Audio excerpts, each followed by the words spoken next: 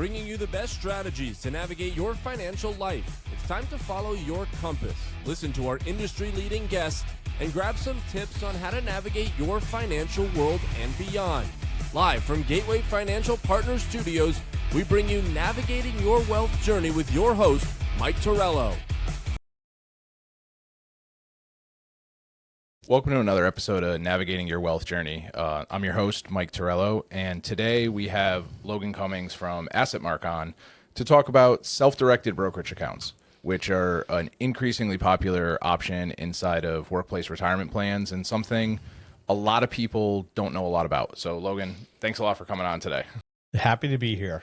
So, before we dive in and start getting technical and everything, why don't we just talk a little bit about what is a self-directed brokerage account and really what was the problem that it was designed to solve that we're starting to see them pop up all over the place?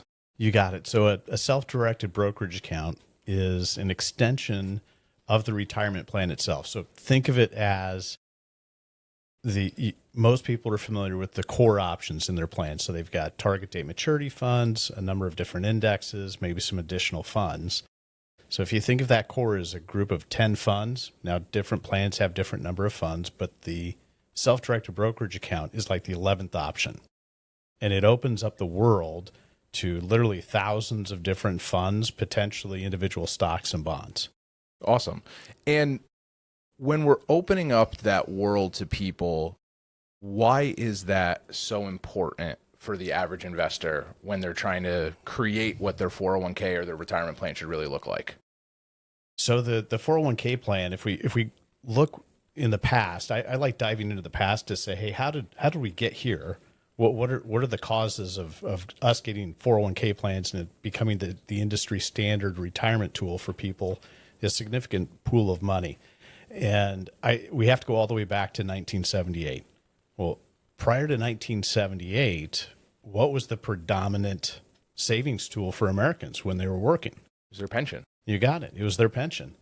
And so if we look at a pension, and prior to 1978, most people had pensions, but the liability with a pension tied back to the company, it created an adverse effect for the balance sheet of the company. So more and more companies were shutting off pensions to their new employees. Okay. That makes sense. And a lot of the risk for saving for the employee was just show up to work and your retirement will be taken care of. Absolutely. So 401ks were really a backdoor solution to companies turning off their pensions. So that it shifted the liability from the companies over to the individual participants. Okay. That makes a lot of sense. So now that responsibility is on the individual participant, they kind of have to choose what to do inside the plan. Absolutely. So when we look at the structure of those two tools, a pension and a 401k, let's just kind of dissect what that looks like. So in a pension, who's the money manager for that pension? The company. No, it's not the company. Okay.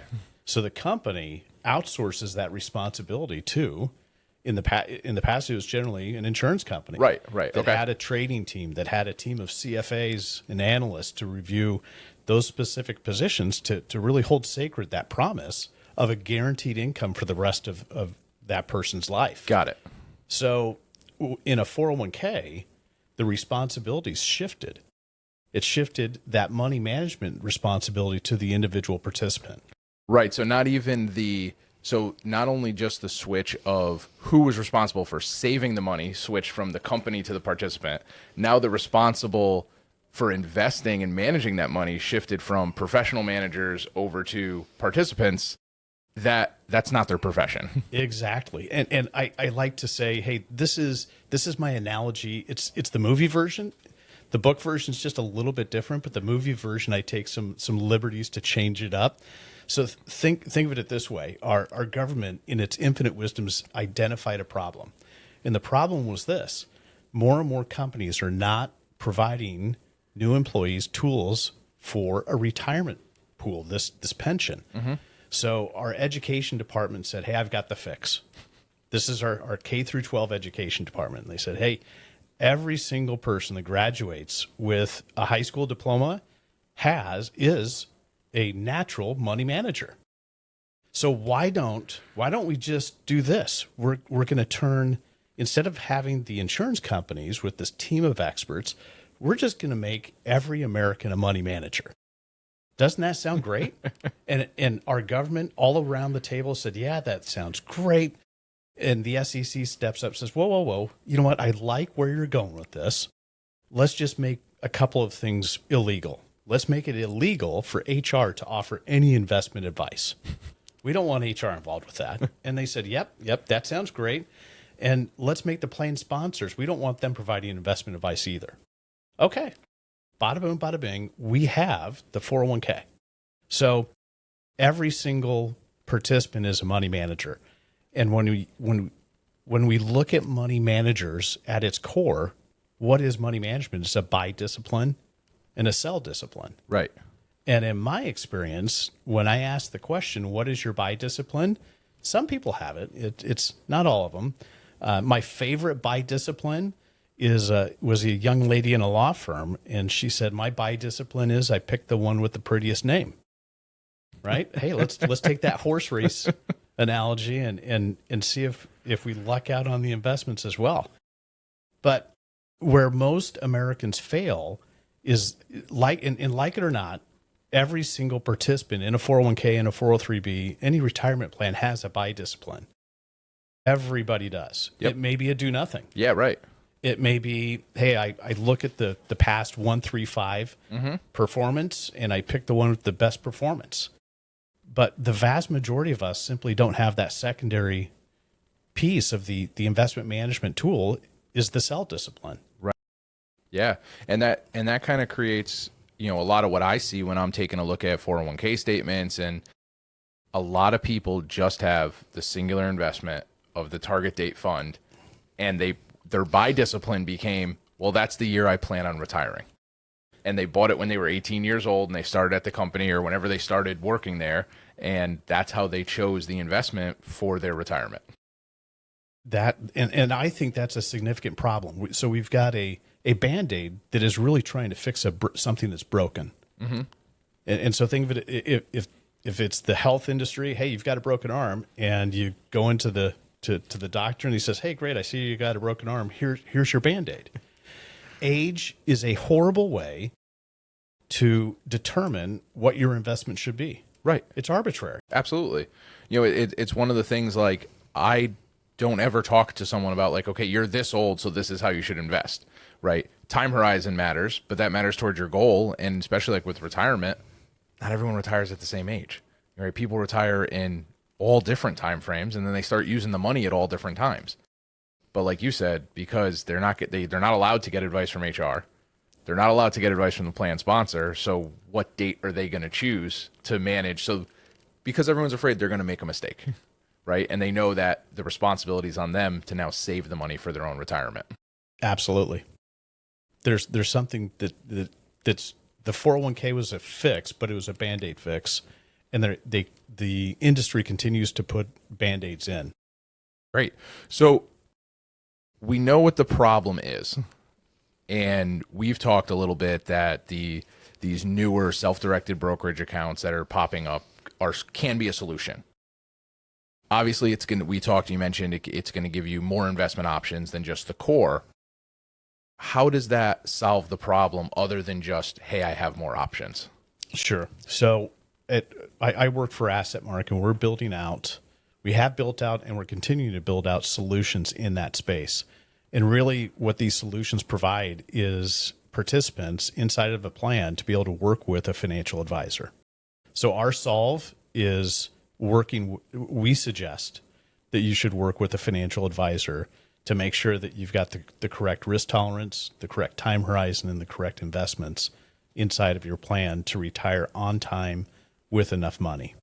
And for me, that's it's music to my ears, right? Because I work with so many pre-retirees, and most of their assets are tied into their 401k plan. So they want me to manage, their kid's college account or their extra savings and things. And they say, well, hey, I want to make sure I can retire.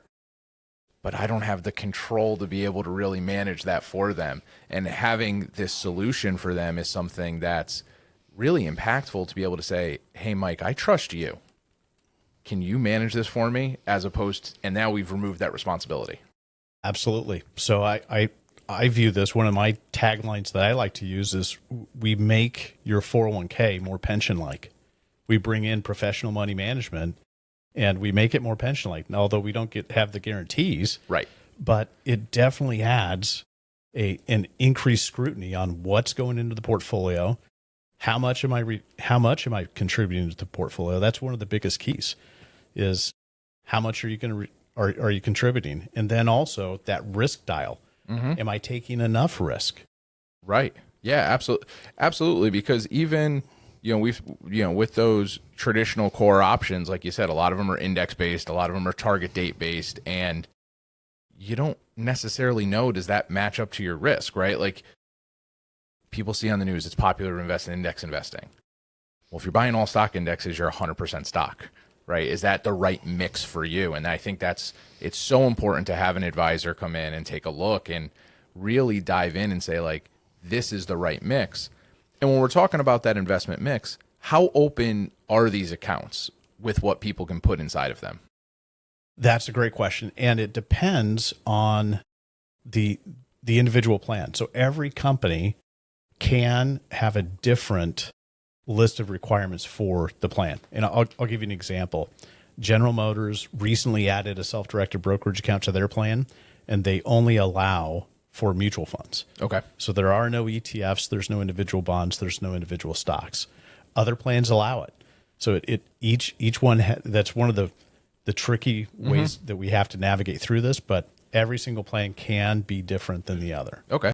And what kind of creates those restrictions on, like, what's allowed? Is that the plan sponsor just controlling it? Or are they trying to add, a layer of responsibility so people don't just run awry, like if they're creating the brokerage account themselves, or is it just kind of arbitrary?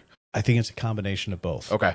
So it's whoever at that company is in charge, the plan sponsors. Yep. That's who's usually, if it's a larger company, it's a group of people that are overseeing the construction and what the rules are inside the plan. And those people are saying, hey, we want this, we don't want that. So think of a plan. There's lots of different levers that they can throw. Okay. And they get to choose which levers to throw. So, but I've got a question for you. Sure. You meet with lots and lots of different clients over time. What is an example, and I'm sure you have a few, of some of the mistakes that you've seen clients come in with their 401ks? Yeah. I mean, one of the biggest ones I see is people coming in and having the entire thing invested in a money market. That is probably, I'd say, number one most common mistake that I see that just jumps off the page.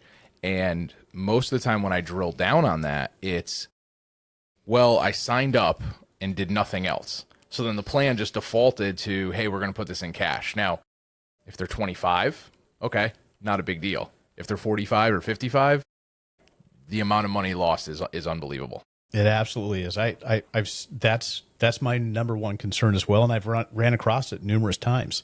When I asked the individual sitting across from me, why are you in cash? And the answer was, I don't want to lose any money. Yeah. And it's comical. We look at this from the financial point of view, and really the risk of losing money is generally short term, right? Yeah. Markets are volatile. It's going to go up and down. But if you have a fundamental belief of capitalism in general, you know that it's going to continue to grow and go up. And a lot of people in that situation don't understand the opportunity cost. Yeah, a lot of people don't understand the opportunity cost, and people just don't understand the long-term effect of inflation on large piles of money. And I think that's the biggest thing, right? Like, when inflation is compared to your average person, they're going to tell you, a movie ticket was $1.50 in 1985, and now it's $10 today. And they're like, all right, yeah, that's significant, but it's $1.50 versus $10. Well, that's 150,000 versus $1 million, right? That's the same example over the same time frame. But a lot of people look at it in these small things that they purchase at the grocery store, these small commodities. They don't look at it as their pile of money that needs to last them for 20, 30, 40 years in retirement, depending on when they stop working. You hit it on the nose. One of my favorite apps that I have on my iPhone is the National Debt Clock. Okay. Have you ever seen that? I have not. Oh, I'm going to have to share it with you. All right. But it tracks a lot of the things over the past 20 years. And that's one of my biggest concerns for my kids. And then also living through retirement is what that effect of inflation, how big is it? Mm-hmm. And I can pull it out. Do we want to pull it out? Yeah, sure. Hold on. Yeah. Let me pull that out. So what we'll do is I'll ask you a couple of questions on what do you think Okay. the price was, what it is now, and then what it was 20 years ago. Got it. Okay.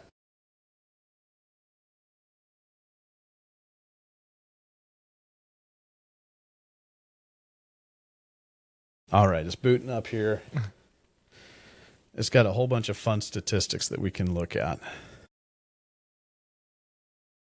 So, so this is going back to 2000. So Okay. 26 years ago. What do you think the median home price was? My guess, let's say 250,000. The median price in 2000 was 161,000. Wow. Okay. Today, the median home price is 414,000. It's crazy to think. It's almost a times. It's times almost three. a times three. Yeah. So when we look at some of these characteristics, you have to have growth. You have to have exposure to the stock markets. Absolutely.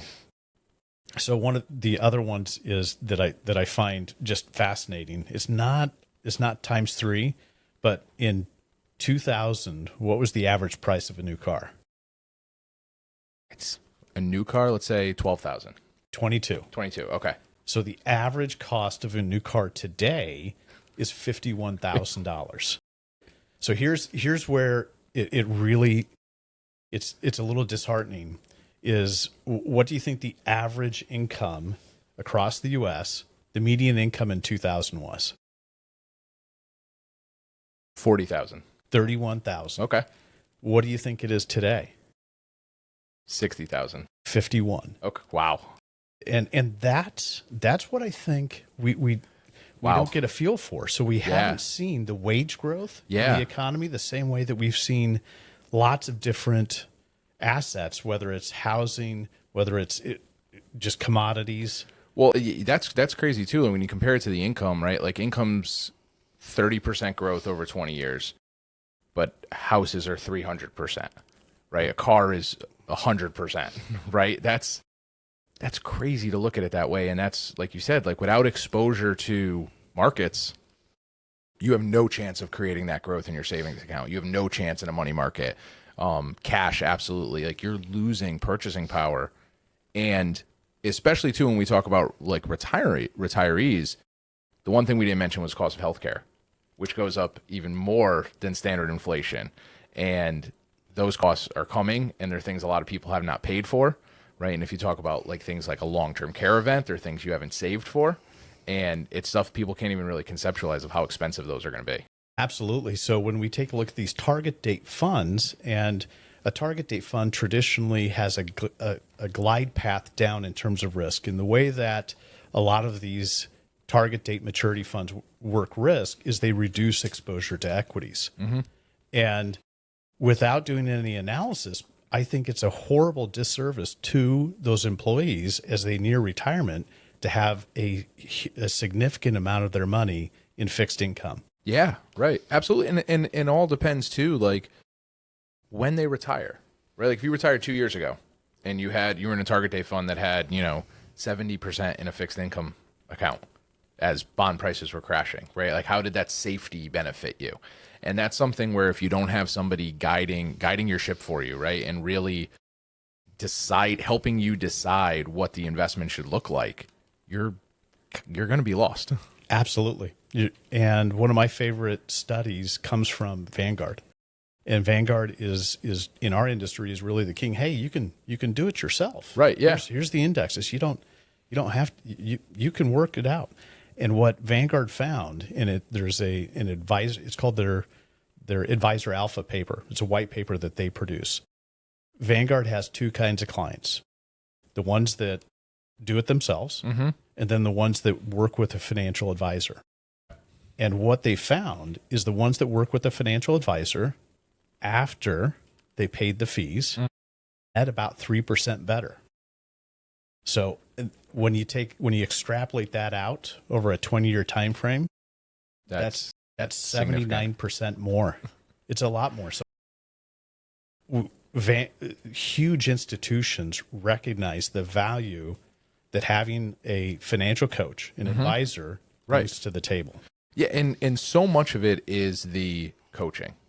And this is what I talk to clients a lot about. It's not the picking of the investments. Like you said, like Vanguard is the champion of you can do it yourself and you can pick it yourself, and here are all the options available for you. But it's the coaching as to why, right? The financial advisor has educated themselves on this is how markets move. These are the trends that we're seeing. This is where you need to be. This is how inflation works. It's everything. It's not just, hey, what's in an index? And let me pick the right one, because that overall portfolio building and continuing to build it and how to spend it, because that's when that sell discipline becomes even more important. When you have to spend the money is something that people really can't do by themselves. Absolutely. It's not the lack of information that the people have. It's there's just simply too much of it. Yeah, absolutely. Going back into the brokerage accounts inside their plans, how does somebody know, is this an option? What do they need to do if they're like, hey, this sounds good. Where do I get started? The first place to start is just to contact your provider and ask a simple question. There's three simple questions that you can ask to determine if we can work with you inside of your plan. One, does the plan have a self-directed brokerage account? And odds are about 40% of the plans across America have it, approximately. Two, once you determine that, let's hypothetically say, yes, there's a self-directed brokerage account. In order for us to be able to work with it, the plan has a lever. And the lever is, does the plan allow for advisors access or not? Okay. So we need to have that one turned on. It needs to be yes. And then the third question is, does the plan allow for advisory fees to be charged? Okay. So that is going to be a yes or a no. And right now, the vast majority of plans do not allow for advisors to deduct fees out of the plan. Okay. So we've identified about 500 plans across the country that allow for the fees to be deducted, but we're building out a tool that will allow advisors to work with their clients and get the fees out without having to ask that third question. Great. So that's going to be, we're going to be launching that in May. Okay. Maybe a little earlier in April, but we're going to have a solution that takes us from 500 plans that we're aware of to over 10,000. That's awesome. That's fantastic. So it seems like AssetMark has really dove into this space to be able to offer this solution to a big problem that doesn't look like a Band-Aid. It looks like we're actually going to fix this problem. And the fix is professional management with an advisor. Great. That's fantastic. Awesome. Well, I think that's a good spot to wrap up for today. Logan, thank you so much for coming on.